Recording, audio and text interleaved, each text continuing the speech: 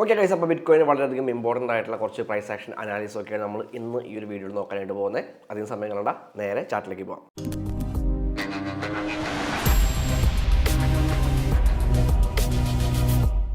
And പതിവ് പോലെ coin market ക്യാപ്പിനകത്തുള്ള കുറച്ച് വിശേഷങ്ങൾ നോക്കുകയാണെങ്കിൽ the global crypto market cap is $2.38 trillion എന്ന് കാണാൻ പറ്റുന്നുണ്ട്. ഒരു 0.40% ഡിക്രീസ് ആണ് ഗ്ലോബൽ ക്രിപ്റ്റോ മാർക്കറ്റ് ക്യാപ്പിൽ കഴിഞ്ഞ ഒരു ദിവസം കൊണ്ട് സംഭവിച്ചിട്ടുള്ളത്. ആൻഡ് ടോട്ടൽ ക്രിപ്റ്റോ മാർക്കറ്റ് വോളിയവും ചെറുതായിട്ടൊന്ന് കൂടിയിട്ടുണ്ട്. ഒരു 7.60% ഇൻക്രീസ് ടോട്ടൽ ക്രിപ്റ്റോ മാർക്കറ്റ് വോളിയത്തിൽ സംഭവിച്ചിട്ടുണ്ട് കഴിഞ്ഞ 24 മണിക്കൂറിൽ. $176.92 ബില്യൺ ആണ് ഇപ്പോഴത്തെ ടോട്ടൽ മാർക്കറ്റ് വോളിയം എന്ന് പറയുന്നത്.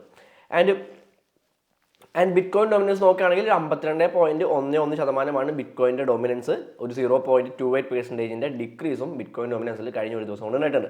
ആൻഡ് ഇവിടെ ഫിയർ ആൻഡ് ഗ്രീഡ് ഇൻഡെക്സ് കാണാൻ പറ്റുന്നത് 74 ആണ്. ഒരു ഗ്രീഡ് ആയിട്ടുള്ള സിറ്റുവേഷനിലാണ് മാർക്കറ്റ് ഇപ്പോൾ നിൽക്കുന്നത് എന്നുള്ള കാര്യങ്ങളാണ് ഫിയർ ആൻഡ് ഗ്രീഡ് ഇൻഡെക്സ് നമുക്ക് കാണിച്ചു തരുന്നത്. ആൻഡ് താഴോട്ട് വന്ന് കണ്ടിട്ടുണ്ടെങ്കിൽ നമുക്കറിയാൻ സാധിക്കും ബിറ്റ്കോയിൻ ഉൾപ്പെടെയുള്ള പല ഓൾട്ട് കോയിൻസും ബിറ്റ്കോയിനും മറ്റുള്ള ഓൾട്ട് കോയിൻസ് എല്ലാം തന്നെ ചെറുതായിട്ട് ഒന്ന് താഴേക്ക് വന്നുകൊണ്ടിരിക്കുന്ന ഒരു സമയമാണ്. റെഡിഷ് ആയിട്ടുള്ള ചാർട്ട്സാണ് നമുക്കിവിടെ കാണാനായിട്ട് പറ്റുന്നത്. സോ ഇതൊരു ഡൗൺ ട്രെൻഡിലേക്കുള്ള ഒരു തുടക്കം എന്നൊന്നും നമുക്ക് പറയാനായിട്ട് പറ്റില്ല. കാരണം ഒരു കറക്ഷൻ ടൈമിലാണ് ഇപ്പോൾ മാർക്കറ്റ് കടന്നു പോയിക്കൊണ്ടിരിക്കുന്നത്. സോ ഇതൊരു കറക്ഷൻ പീരീഡ് ആണ്. ആൻഡ് ഇവിടെ നിന്നും ഈ ഒരു അപ് ട്രെൻഡ് കണ്ടിന്യൂ ചെയ്യാനായിട്ടുള്ള സാധ്യത ഉണ്ടെന്നുള്ള കാര്യങ്ങൾ നമുക്ക് ചാർട്ട് അനലൈസ് ചെയ്യുമ്പോൾ മനസ്സിലാക്കാൻ സാധിക്കും. ഓക്കെ, അപ്പോൾ നമുക്ക് ബിറ്റ്കോയിൻ്റെ ചാർട്ടിലേക്ക് കടക്കാം.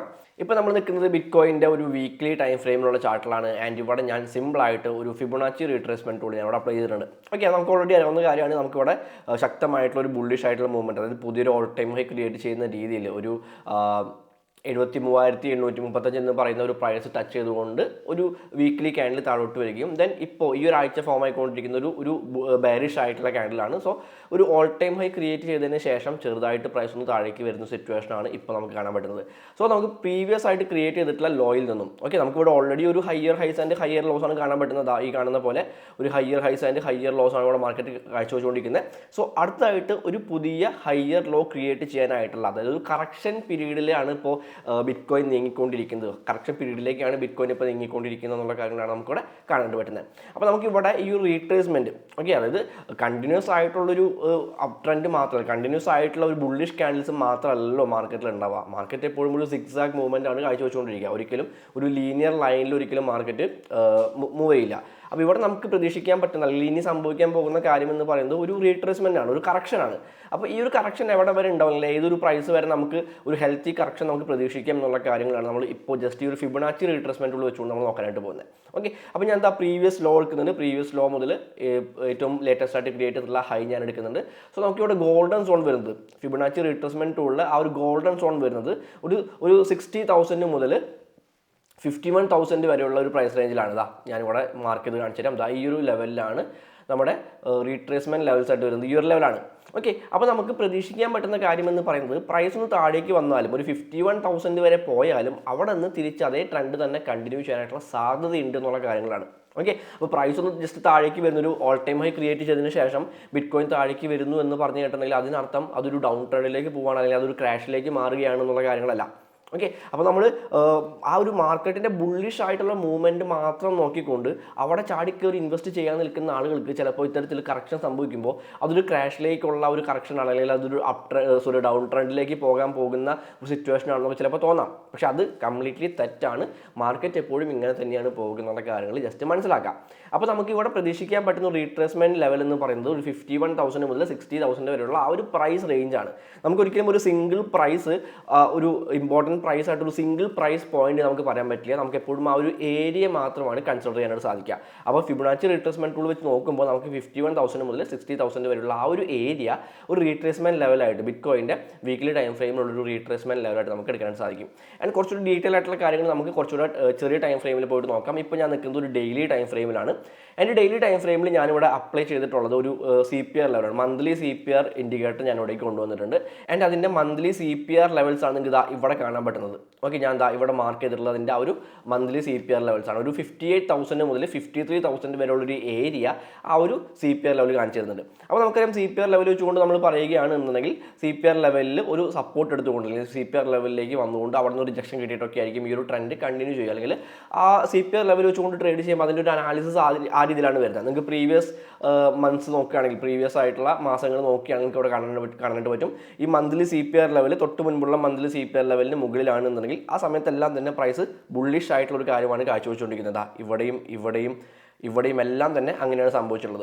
അപ്പോൾ ഇവിടെയും നമുക്ക്, അതായത് ഈ മാസത്തിലും ഈ മാർച്ച് മാസത്തിൽ നമുക്ക് പ്രതീക്ഷിക്കാൻ പറ്റുന്ന ഒരു കാര്യം എന്ന് പറയുന്നത് ഓൾറെഡി പ്രീവിയസ് മാസത്തിലെ, അതായത് ഫെബ്രുവരിയിലത്തെ മന്ത്ലി CPR ലെവലിന് മുകളിലാണ് മാർച്ചിലെ മന്ത്ലി CPR നിൽക്കുന്നത്. സോ മന്ത്ലി CPR ലെവലിലേക്കും പ്രൈസ് വന്നാലും, മന്ത്ലി CPR ലെവൽ ടെസ്റ്റ് ചെയ്താലും അതിനനുസരിച്ച് അവിടെ നിന്ന് പ്രൈസിന് ഒരു ബുള്ളിഷ് ആയിട്ടുള്ള മൂവ്മെന്റ് സംഭവിക്കാനായിട്ടുള്ള സാധ്യതയുണ്ട്. നമുക്കൊരിക്കലും ബാരിഷ് ആയിട്ടുള്ള സിറ്റുവേഷനിലേക്ക് മാർക്കറ്റ് കംപ്ലീറ്റ് ആയിട്ട് പോയി എന്ന് പറയാനായിട്ട് പറ്റില്ല. കാരണം അതിന് ഒരുപാട് കാര്യങ്ങൾ അല്ലെങ്കിൽ ഒരുപാട് രീതിയിലുള്ള പ്രൈസ് മൂവ്മെന്റുകൾ ഇനിയും അവിടെ സംഭവിക്കേണ്ടതുണ്ട്. കൃത്യമായിട്ടുള്ള കൺഫർമേഷൻ നമുക്ക് കിട്ടേണ്ടതായിട്ടുണ്ട്.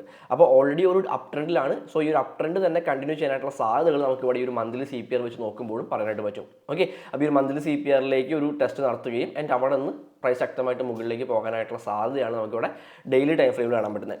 ആൻഡ് ഒരു ഷോർട്ട് ടൈം പെർസ്പെക്റ്റീവ് നോക്കുകയാണെങ്കിൽ, ഷോർട്ട് ടൈം ട്രേഡ്സ് ഒക്കെ എടുക്കാൻ വേണ്ടിയിട്ടുള്ള ഒരു പെർസ്പെക്റ്റീവ് നോക്കുകയാണെങ്കിൽ നമുക്ക് 4 hour ടൈം ഫ്രെയിമിലേക്ക് പോകാം. ആൻഡ് ഇവിടെ ഞാനൊരു EMA 25 ഇട്ടിട്ടുണ്ട്, ഒരു എക്സ്പോണൻഷ്യൽ മൂവിംഗ് ആവറേജ് 25 ഇട്ടിട്ടുണ്ട്. ആൻഡ് അത് ഇവിടെ നോക്കുകയാണെങ്കിൽ, ആ ഒരു എക്സ്പോണൻഷ്യൽ മൂവിംഗ് ആവറേജ് നോക്കുകയാണെങ്കിൽ കൃത്യമായിട്ട് ഒരുപാട് നാളുകളായിട്ട് അത് കൃത്യമായിട്ട് സപ്പോർട്ട് ആൻഡ് റെസിസ്റ്റൻസ് ആയിട്ട് ബിറ്റ് കോയിനിൽ ആക്ട് ചെയ്യുന്നുണ്ട്. ഓക്കെ, അതുകൊണ്ടാണ് ഈ 25 EMA സെലക്ട് ചെയ്തിട്ടുള്ളത്. പല EMAs മാറി നോക്കുമ്പോൾ നമുക്ക് കൃത്യമായിട്ട് കാണാൻ പറ്റും 25 പീരീഡ് എക്സ്പോണൻഷ്യൽ മൂവിംഗ് ആവറേജ് ആണ് കുറച്ചുകൂടെ ബെറ്റർ ആയിട്ടുള്ള സപ്പോർട്ട് ആൻഡ് റെസിസ്റ്റൻസ് ഏരിയ ആയിട്ട് ബിറ്റ് കോയിൻ്റെ ചാർട്ടിൽ കാണാൻ പറ്റുക, ഫോർവേഡ് ചാർട്ടിൽ കാണാൻ പറ്റുക. അപ്പോൾ അതുകൊണ്ട് തന്നെ നമുക്ക് ഇവിടെ ഒരുപാട് തവണ സപ്പോർട്ടായിട്ട് ആക്ട് ചെയ്യുന്നുണ്ട്, റെസിസ്റ്റൻസ് ആയിട്ട് ആക്ട് ചെയ്യുന്നുണ്ട്.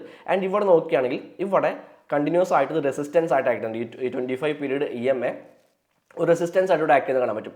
അപ്പോൾ ഈ ഒരു EMA ലൈൻ ഇങ്ങനെ കണ്ടിന്യൂ ചെയ്യുകയാണെന്നുണ്ടെങ്കിൽ പ്രൈസ് ഇവിടേക്ക് വന്ന് വീണ്ടും ഒരു റെസിസ്റ്റൻസ് എടുക്കാനും പതുക്കെ താഴേക്ക് പോകാനുമായിട്ടുള്ള, അതായത് ഒരു പരിധി വരെ പ്രൈസ് താഴേക്ക് പോകാനുമായിട്ടുള്ള സാധ്യതയുണ്ട്. എവിടം വരെ താഴേക്ക് പോകുമെന്ന് ഞാൻ വഴിയെ പറയാം. അപ്പോൾ ഈ രീതിയിലാണ് ഈ ഒരു EMA ഇവിടെ നിൽക്കുന്നത്. അതൊരു റെസിസ്റ്റൻസ് ആയിട്ടാണ് EMA നിലവിൽ ആക്ട് ചെയ്തുകൊണ്ടിരിക്കുന്നത്. ആൻഡ് ഈ ഒരു EMA ലൈനിനെ ബ്രേക്ക് ചെയ്യാനായിട്ട് പ്രൈസിന് സാധിച്ചു കഴിഞ്ഞിട്ടുണ്ടെങ്കിൽ അവിടെ നിന്നായിരിക്കും ഒരു ബുള്ളിഷ് ആയിട്ടുള്ള മൂവ്മെൻറ്റ് വീണ്ടും ബിറ്റ് കോയിനിൽ സംഭവിക്കാനായിട്ട് പോകുന്നത്. ഓക്കെ, അപ്പോൾ ഈ 25 പീരീഡ് EMA ബ്രേക്ക് ചെയ്യുക എന്ന് പറയുന്നത് വളരെ ഇമ്പോർട്ടൻ്റ് ആയിട്ടുള്ള ഒരു കാര്യമാണ്. ബിറ്റ് കോയിൻ ബുള്ളിഷ് ആകാൻ വേണ്ടിയിട്ട് വളരെ ഇമ്പോർട്ടൻ്റ് ആയിട്ടുള്ള ഒരു കാര്യമാണ് ഈ ഒരു 25 പീരീഡ് EMA ബ്രേക്ക് ചെയ്യുക എന്ന് പറയുന്നത്.